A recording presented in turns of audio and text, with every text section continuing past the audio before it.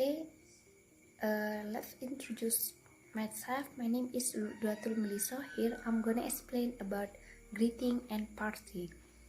At the beginning, all foreign language textbook will teach you how do you use word to greet people and leave them, and what you do when you greeting and partying is just as important as what you said.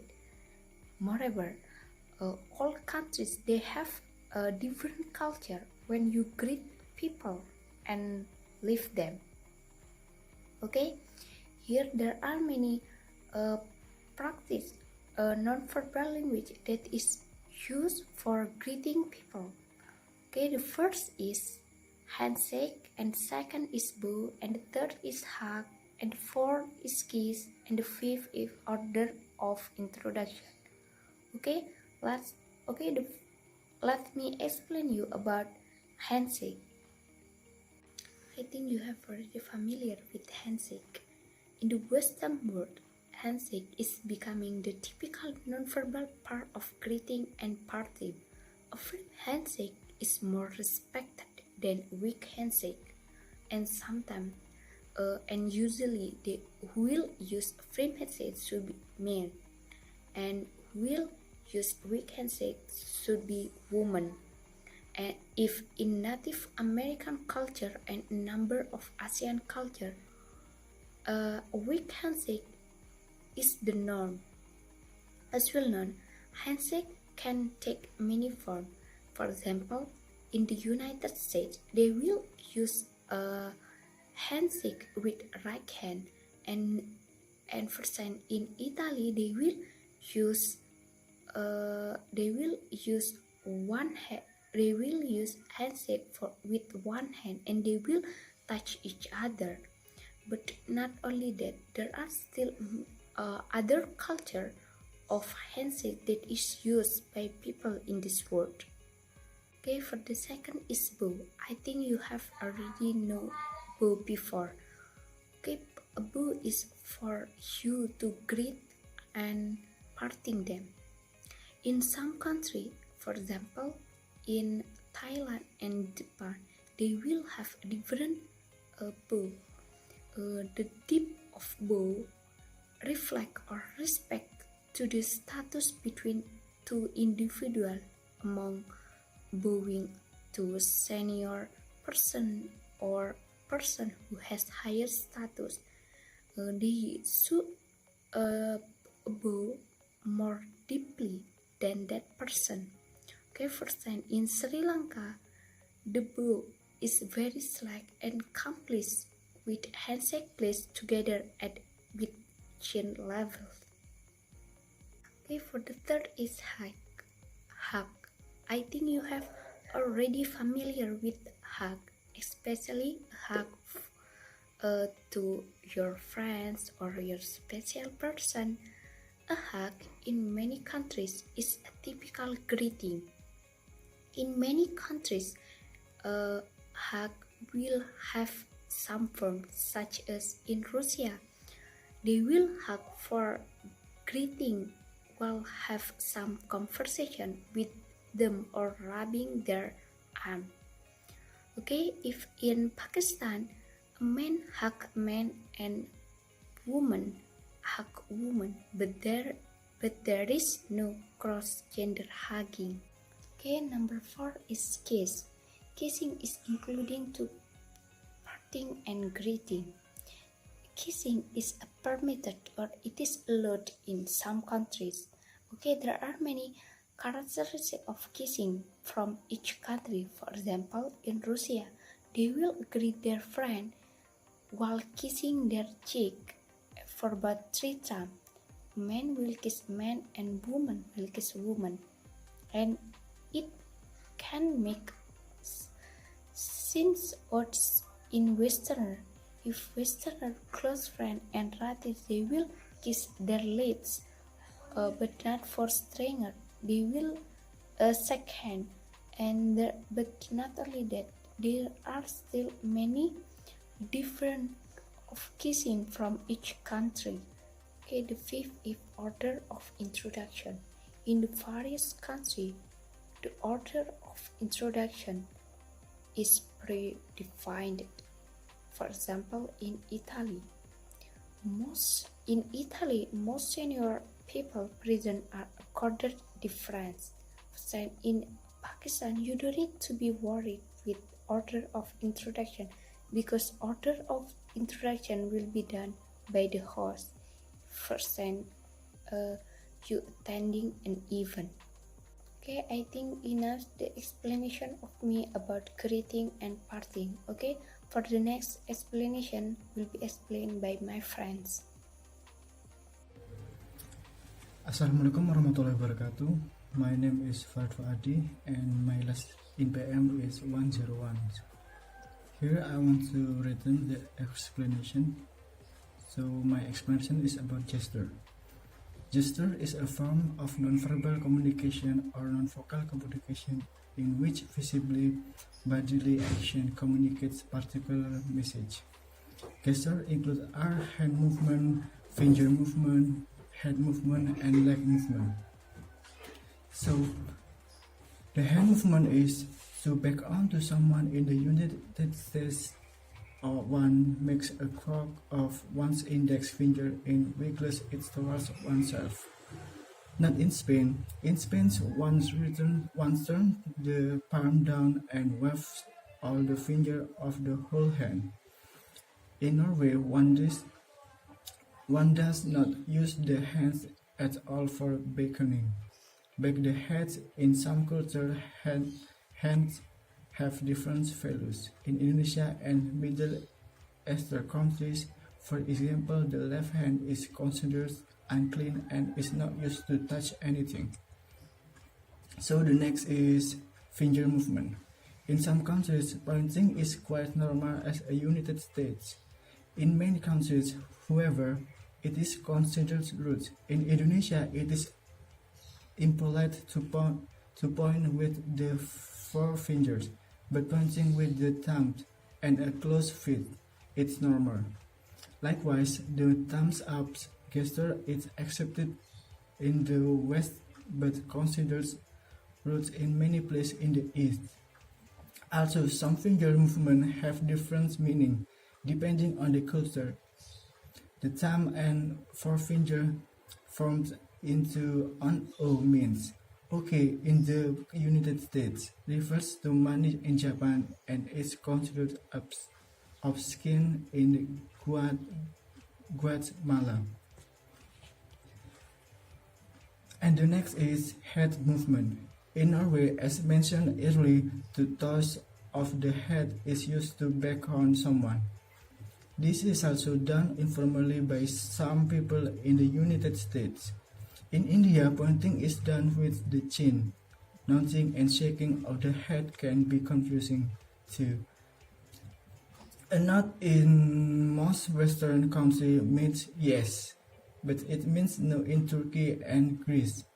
A shake of the head means no in Western countries. And yes in Turkey and Greece. Want to be more confused? Some Grecians have adopted the Western custom, so it is sometimes not possible to tell whether someone means yes or no. So this all my explanation, and thanks for your attention. Assalamualaikum warahmatullahi wabarakatuh. Head means no in Western countries and yes in Turkey and Greece. Want to be more confused? Some Grecians have adopted the Western custom, so it is sometimes not possible to tell whether someone means yes or no. So this all my explanation, and thanks for your attention. Assalamualaikum warahmatullahi wabarakatuh. Assalamualaikum warahmatullahi wabarakatuh. My name is Faisal Ihza. I'm from Lampung. My last number 155.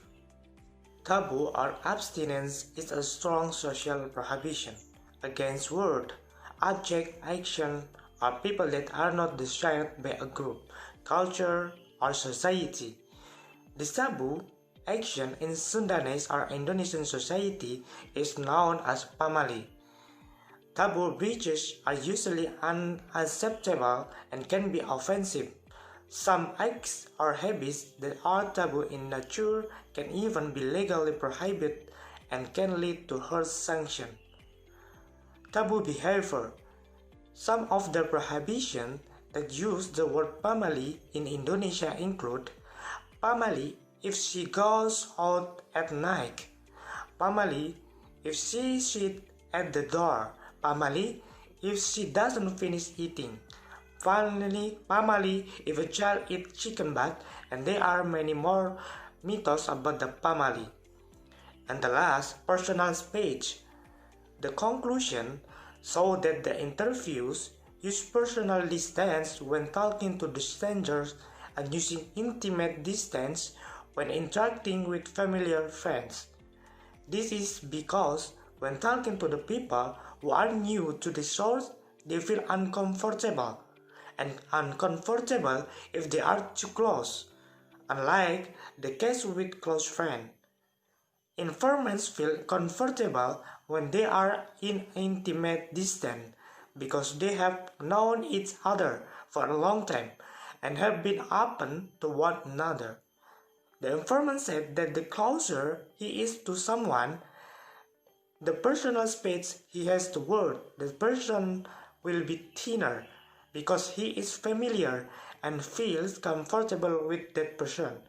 According to sources, it took him a long time to allow someone to enter his personal life. Thank you very much. Okay, Assalamualaikum warahmatullahi wabarakatuh. My name is Faisal Muhammad Junior, and I will continue the material. As has been noted throughout this chapter, communication depends on more than just words. Body language can be every bit as important as a verbal language. There are a number of body actions that differ among nations. The first is posture. Accepted posture varies from culture to culture, and interpretation of posture varies depending on culture. What is expected in one culture may be surprising in another. What is polite in one may be rude in another. Observation, study, and native speaker will help you become aware of these differences if you watch, ask, and learn. And the next is sitting back to back. In some cultures, sitting back to back as Westerners sometimes do on public transportation or in playing some kind of games is not accepted. It is considered to be the same as turning one back on one's brother. Qatar, in the Persian of Gulf area, is one such country where the majority culture believe this. And the next is crossing legs. Crossing legs is done differently in different cultures. Some cultures expect legs to be crossed at the ankles, and other cultures accept legs crossed at the knees from men but not from women. In yet other cultures crossing the legs at the knees is fine. There is another matter to be aware in crossing your legs, and this is what happened to your feet, how and where they are pointing. In most Islamic culture, it is rude to show your sole of your shoe to an interlocutor.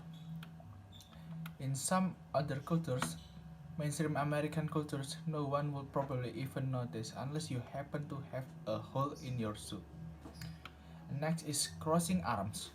Crossing arms in some culture can be seen as a way of shutting out of the interlocutor. The body is close to them, wrapped up for safety in the speaker arms.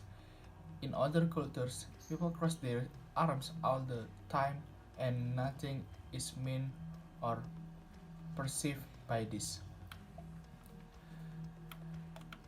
And then entering and exiting theater aisles. Here again, cultural differences are important. What is polite in one culture is rude in another. Entering a theater rows in the United States, for example, people are expected to pass by those already sit by facing forward, by showing their backs to them.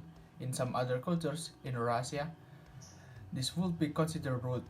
The one should get to one seat by passing those already sit facing them. Knowing the difference is important to making sure that people perceive your action as they are intended. Next is manners. Good manners in some cultures are very different from what are considered good manners in your culture. There is such a concept which one is permitted to eat one with fingers and still be considered to be displaying proper manners in the United States. Nearly every interaction with another being reflects to some extent one manner. Displaying good manner is very dependent upon knowing what is considered good manner in your target culture. Body language and behavior will differ depending upon culture. And the last one is differences in gender. West. There is very little difference in expectation between the genders, although there are still pockets of society where it is considered good manner for a man to pull out of a chair at a table so that a woman can sit, or hold open the door for a woman. Some cultures, that of Saudi Arabia, require women to be covered head and body when out in public. In some cultures, men and women do not shake hands with each other, while in other they share nude saunas. Learning about the differences in advance of travel or study abroad can be very important to a successful experience. That's all from me, and the next material will be conducted by my friend. Thank you very much. Oke, Assalamualaikum warahmatullahi wabarakatuh. My name is Asman Swardiman and my last NPM 098. Okay, here I wanna continue the explanation from the previous presenter. Then in unspoken communication there is a touch. What is a touch? Touch is a very powerful means of communication. Touch itself is categorized as a cultural reflection, such as a handshake, a hug, can be a kiss. Then other types, touch can be first petting and rubbing. This culture is widely used in the western part of petting is at each other when meeting or when talking. For someone who is not of Western origin or foreigner might experience a little feeling of intrusion. What is intrusion? Intrusion is unwanted disturbance or situation in which you currently feel awkward with the current stage. And the second, holding hands. In some culture, this is commonly done by gender in the sense of unspoken communication, apart from that adults and children also usually apply it. However, this habit is very sensitive because in some part of the culture, many people judge warm perception. Okay, and the last, hate touching. In some culture, in talking to show affection or happiness, two women may touch their heads or foreheads together. It can also be interpreted as stroking the head. This is expressed as mutual respect and affection. Okay, that's all from me. Thank you. Okay, Assalamualaikum warahmatullahi wabarakatuh. Introduce myself. My name is Nurul Syafika, and here I will continue the next explanation. And my last NPM is 090. Okay, the first is I will explain about facial expression. Here there are two. The first is smiling. Everyone like to smile, right? That is contrarily in America concept, but also interpreted in several other countries. So not only there is in American concept, but also there is in other several countries. And the second is A direction. How one looks or does not look at others often says more than words. Here explain about differences between America and Japan. Here there is a differences between America and Japan. For example, looking down when someone talking to you in America considered rude or impolite, but the same expression is considered polite in Japan. So, for example, you are looking down when you are talking with someone that polite in Japan, but if for example in America considered rude or impolite. And the second is, and the next explanation is about clothing and coverage. And this topic also explain the differences in clothing between several cultures. Here there's the example. Muslim women in many Middle Eastern cultures are expected to cover nearly the whole body except the feet and eyes, but not in some other cultures. Here also explain the suitability in clothing. For example, when in the mosque, wear a long dress is not clothes like want to go to beach. So for example, you want to go to mosque, you must wear long dress. Is not wanna go to beach. And if you want to go to beach, don't use dress like want to mosque. So this is the explanation from the suitability in clothing. And maybe just it from me. Nilas I say, Assalamualaikum warahmatullahi wabarakatuh.